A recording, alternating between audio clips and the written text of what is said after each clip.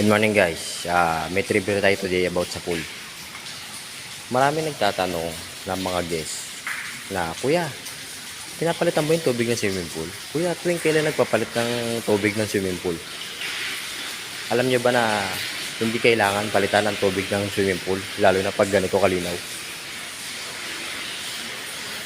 Yan. Ang linaw ng tubig ng swimming pool ay nakadepende sa filtration. Kapag maganda ang filtration, hindi natin kailangan magpalit ng tubig kahit ilang taon pa yan, kahit 10 years pa yan, kahit 20 years pa yan.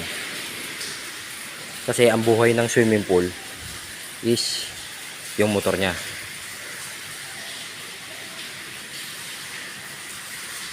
Kasi kahit anong swimming pool, hindi kailangan magpalit ng tubig. Nababawasan pero nagdadagdag din, pero hindi kailangan i-drain ng swimming pool para masabi na malinis lang.